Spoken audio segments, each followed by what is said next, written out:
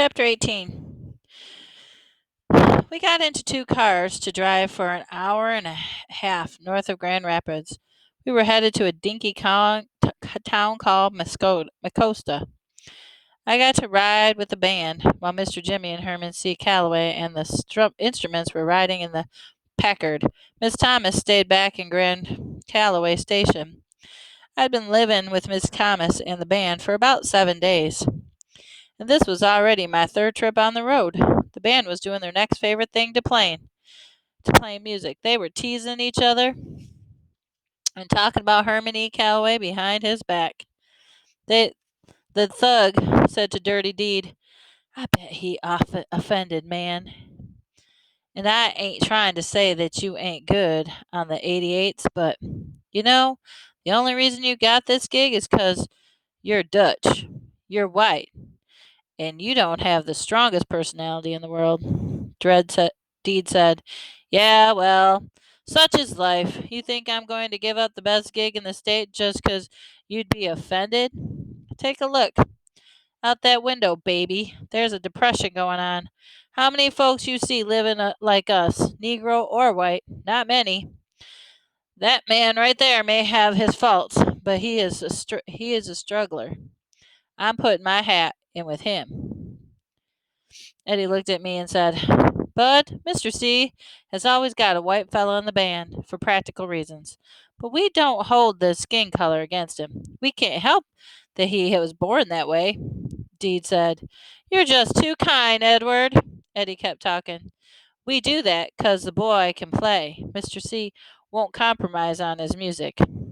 I said, "Why does he always keep one white guy in the band?" Deed said, "It's the way of the world, Sleepy. It's against the law for Negroes to own any property out where the log cabin is, so Mr. C put it in my name." Eddie said, "That, and a lot of times we get gigs playing polkas and waltzes, and all these white folks wouldn't hire us if they knew we were a Negro band, so Deed goes out and sets up everything.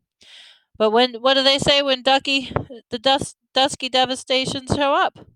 Deed said, "Well, it's too late for them to say anything. And then it's us or no music." Eddie said, "And Mr. C tells them if they aren't the best band they'd ever had, then they wouldn't have to pay, and we'll just be stiffed again. And we've just been stiffed again." With all the arguing and jokes about Mr. C, the trip seemed real short. We unloaded the instruments and waited for night time to come. I heard the band play and practice 1,000 times, and still had to just about sit on my hands when they were finished so I wouldn't bust out clapping. We finished our set at a little place called Longing Jack. And I got to sleep right on stage to guard. I got to sleep. Yeah, I got to sleep right on stage to guard the instruments. The next morning, I was packing everything up into cases when I got some real bad news. Herman Calloway told Mr. Jimmy, "I must stay, catch up with Eugene. You head back with the boys." The man who owned the club, Mr. Eugene Miller, used to be on one of Mr. C's bands. Mr. Jimmy said, "Bud, take your time loading everything into the Packard, and you can ride back with Herman." Uh-oh, me and Mr. C looked at each other like it wasn't a good idea. He said, "Whatever," and walked back to the club's office. Shucks, the whole hour and a half trapped in a car with him. I loaded all the instruments into the Packard, sat on the big rock, and took out my recorder to practice. I couldn't hear Mr. C or Mr. Miller talking and laughing for the longest time. At last, Herman E. Calloway came out and walked over to the side of the building and started nudging things around with his toe of his shoe.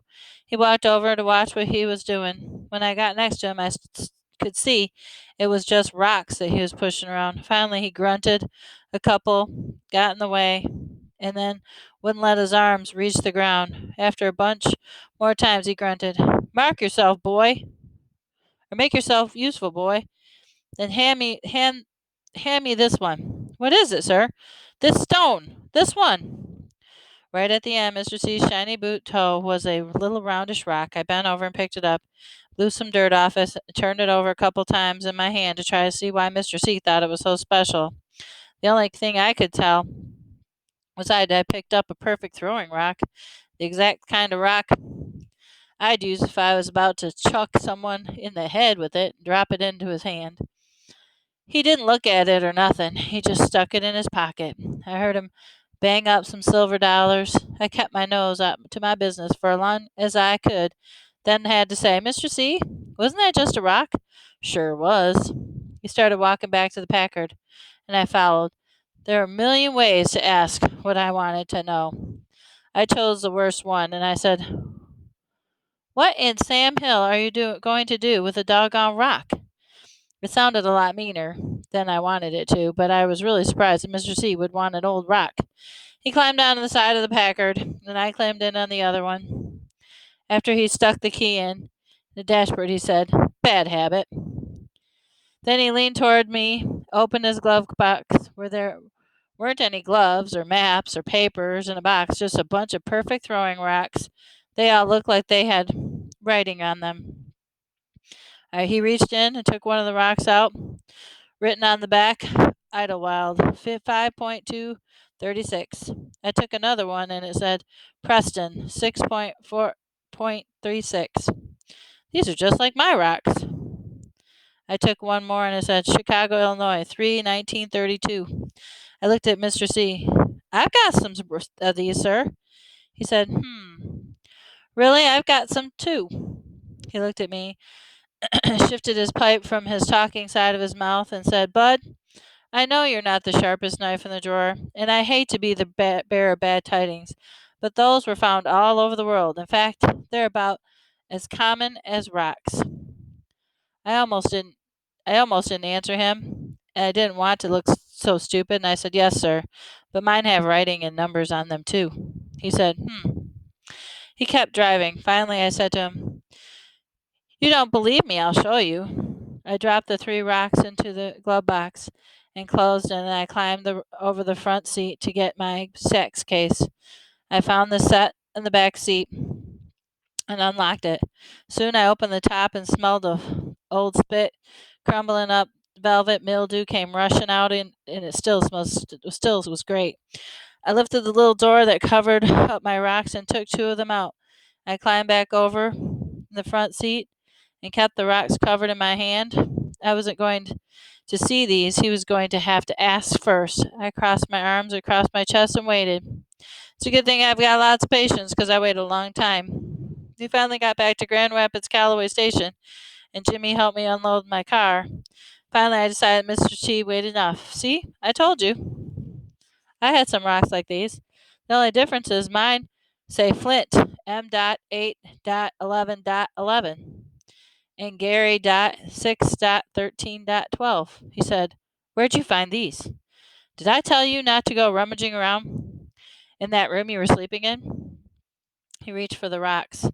I don't know why, but I let him take 'em. He was the first person other than Bugs to ever touch the rocks my mama gave me. Mr. C turned the rocks over in his hands. Well, where'd you get these? Uh-oh. I could tell by the way Herman E. Callaway was holding those rocks. He didn't plan on giving them back any time soon. I kept watching his hands, waiting for a chance to snatch my rocks and get out of there. If I could get my hands on these rocks, I knew could outrun Mr. C, even though he was a lot stronger. His legs were a lot longer than mine. Herman E. Callaway said, answer me, where did you take these from? Mr. C sounded meaner than he ever had before. Mr. Jimmy heard him and put down the box he was carrying and walked over to us real quick. Herman E. Callaway had the rock squeezed tight in his right hand. Burst in his left hand, fist balled up like he was ready to fight. Mr. Jimmy said, Herman! What's this? What's wrong? He stood between me and Mr. C.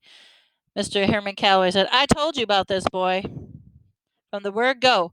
He's been snooping through things in the house, and he's got no business being in. He stole these. I said, no, sir, I did not. Mr. C then said, where did you get these from? I'm not going to ask again. He unsqueezed the rocks in his hand, and I was surprised they didn't turn into diamonds or dust the way he'd been holding them so tight. Mr. Jimmy took the two rocks from him. He looked at the writing and said, Flint, Michigan, August 8th, 1911. Gary, Indiana, July 13th, 1912. That's more than 25 years ago. He squatted down and looked at me and said, Son, where'd you find these? Just tell the truth. I kept one eye on Mr. C, and he still looked at me like he was getting ready to jump funny on me. I said, Mr. Jimmy, I didn't find these or steal them from nowhere. They've always been mine. I got them from my mama. And that's where I swear for God the truth. Now can I please have my rocks back, sir? I stuck out my hand. Both Jimmy and Hermione, your mama? Yes, sir. I kept my hand out. Mr. Jimmy said, Bud, where did your mama get these? I said, I don't know, sir. She's always had them. Mr. Jimmy and Herman E. Calloway were looking at me with a can't decide which hand to smack you with look when Mr. Jimmy said, Bud, what did you say your mama's name was? No one ever asked me, sir. Herman E. Calloway was still hot. You throw a lot of sirs around, but you still ain't got a real strong, real smart mouth, disrespectful streak in you, boy. Now you answer the question, or I'll. I screamed at him, It's Angela, sir. I was so mad that I hadn't meant to say that, meant to say sir, but it came out that way. Her name was Angela Janet Caldwell. Mr. Jimmy said, Lord have mercy. Hermione Calloway's pipe dropped out of his mouth, and he stumbled and fumbled into the Grand Calloway station, feeling his way like he'd been struck blind. Then I knew Hermione Calloway was the best liar in the world. He'd been lying to me and everybody else all along. Now that there was some good proof against him, he was all shook up. I said to Mr. Jimmy, I knew it. I knew he was my father. Mr. Jimmy still crouched down right in front of me and said, Bud, he's not your father. Yes, sir. That's why he run off like that. He got caught lying after all these years. Mr. Jimmy said, Bud, that's enough. Herman is not your father, but Angela Janet is his daughter's name. If what you're saying is true, Lord help us all, it looks like Herman might be your grandfather. That was real surprising. But the thing I felt most glad about was Hermione Calloway wasn't my dad.